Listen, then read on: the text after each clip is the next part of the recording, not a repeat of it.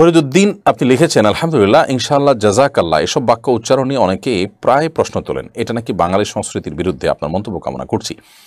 দেখুন, সম্প্রতি এটা নিয়ে একজন মন্তব্য করেছেন, আমরা দেখেছি এত অল্প জ্ঞান নিয়ে মানুষ কিভাবে মিডিয়াতে আসে, কিভাবে তার মন্তব্য দেয়, বিশেষ করে ধর্মীয় বিষয়ে ধারণা, খুবই সীমিত ধারণা নিয়ে কিভাবে তিনি পণ্ডিতি জাহির করেন, এটা সত্যি অবাক করা ব্যাপার।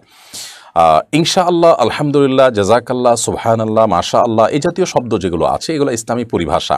শুধু ইসলামী পরিভাষা নয়, এগুলো হাদিসের অংশ এবং এই কথাগুলোর বেশিরভাগই হলো দোয়ামূলক, আল্লাহর প্রশংসামূলক।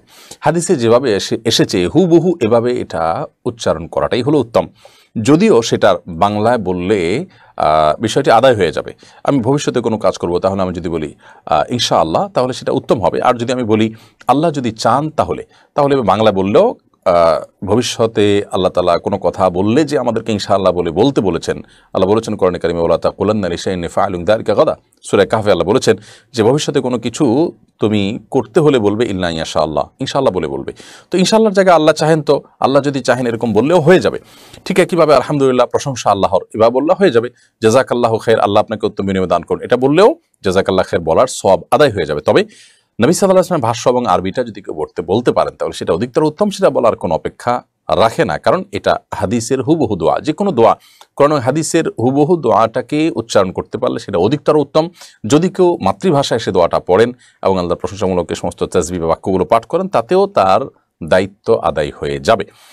তো এই জাতীয় শব্দগুলো যেহেতু ধর্মীয় শব্দ এবং ধর্মীয় দৃষ্টিকোণ থেকে এগুলোকে এভাবে বলাটা অধিকতর উত্তম। এবার সারা বিশ্বের কোনো উলামা কেরামের দ্বিমত নেই। যদি কেউ আরবিতে উচ্চারণ করতে পারেন, তাহলে সেক্ষেত্রে ওইভাবে হাদিসের এই দোয়াগুলোকে উদ্ধৃত করা বা কোট করাটা উত্তম। সেখানে এটা উচ্চারণ করলে কি ধর্ম নাশ হয়ে যাবে, এরকম প্রশ্ন যিনি করেছেন, ধর্মীয় জ্ঞানের শূন্যতা তার যে রয়েছে এবং দৈন্যতা যে রয়েছে, সেটা তার এই কথা থেকে পরিষ্কারভাবে বোঝা গেছে। না জেনে তারা এই সমস্ত মন্তব্য করেন, তাদের দুঃসাহস দেখে আমাদের অবাক হয়। সবচেয়ে অবাক করা বিষয় হলো যে এই মানুষগুলো গুড মর্নিং, সরি, প্লিজ বা এই জাতীয় আরও বহু জিনিস আমাদের সমাজে, কম্পিউটার, আপনার ট্যাবলেট, ইন্টারনেট, চেয়ার, টেবিল, হাজারটা শব্দ যে ইংরেজিতে রয়েছে, যেগুলো ইংরেজিতে থাকার বিশেষ কোনো কারণ নাই। এখানে তো ইনশাআল্লাহ, আলহামদুলিল্লাহ, জাযাকাল্লাহ, একটা ধর্মীয় কারণ রয়েছে। কিন্তু এর বাইরে ওই শব্দগুলো যেগুলো ইংরেজিতে অহরহ তারা বলছেন এবং রয়েছে আমাদের সমাজে, এবং তারা এই শব্দগুলো বা আমাদের সমাজের এই জাতীয় সংস্কৃতিগুলোর নিয়ন্ত্রক, তারা কিন্তু সেগুলো নিয়ে কোনো কথা বলছে না। এইরকম দ্বিচারিতা, এরকম দ্বিমুখিতা এবং এরপর এই জাতীয় ভণ্ডামি আমাদের এই শ্রেণীর মানুষগুলোকে, অর্থাৎ সেকুলার শ্রেণীর মানুষগুলোকে আমরা দেখি তারা অহরহ করে যাচ্ছে। তারা মুক্ত চর্চার কথা বলবে, আবার শিক্ষা প্রতিষ্ঠানে সরস্বতী পূজার কথা বলবে। তারা ধর্মীয় কাজে বাধা দিবে মুসলমানদেরকে, আবার অন্য ধর্মীয় কাজ চাপিয়ে দিবে।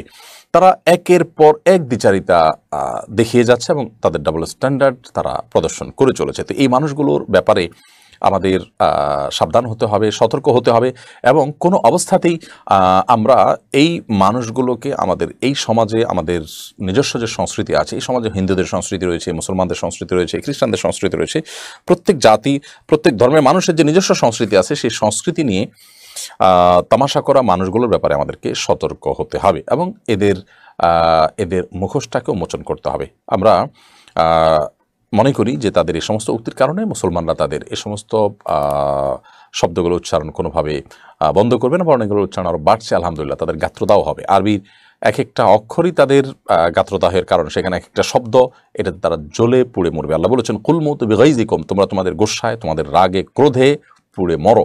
আল্লাহ সুবহানাহু ওয়া তাআলা যেমনটি বলেছেন, ঠিক তেমনটি তাদের ক্ষেত্রে হবে। আল্লাহ তাআলা আমাদেরকে এদের অসারতা থেকে বেঁচে থাকার তৌফিক দান করুন। আমরা জানি পৃথিবীর প্রত্যেকটা দেশে, আপনি ইউরোপিয়ানদের মধ্যে বলুন, আমেরিকানদের মধ্যে বলুন, মালয়েশিয়ানদের মধ্যে বলুন, অন্য যে কোনো দেশে আছে মুসলমানরা আছে, তারা প্রত্যেকে তাদের নিজেদের ভাষা চর্চার পাশাপাশি আলহামদুলিল্লাহ, মাশাআল্লাহ, ইনশাআল্লাহ, জাযাকাল্লাহ খাইর জাতীয় শব্দগুলো ব্যবহার করছেন। এগুলো নিয়ে পৃথিবীর কোনো মানুষকে প্রশ্ন তুলতে দেখা যায়নি। আর যারা ইংরেজি ছাড়া কথাই বলতে পারে না, তারা এই সমস্ত শব্দ নিয়ে আপত্তি করে। আমাদের এদেশের বেশিরভাগ মানুষের বিশ্বাসের জায়গা থেকে তারা কোনো শব্দ উচ্চারণ করলে সেখানে তারা আপত্তি করে, অথচ তারা যে অপ্রয়োজনীয় ভিনদেশি ভাষা ব্যবহার করেন সেটা নিয়ে তাদের কোনো আপত্তি হয় না। সেটার তো কোনো যৌক্তিক গ্রাউন্ডও নেই, এখানে তো ধর্মীয় কারণ রয়েছে। তো আমি আশা করব যে তাদের মধ্যে শুভ বুদ্ধির উদয় হবে এবং এই ধরনের দ্বিচারিতা তারা বন্ধ করবে।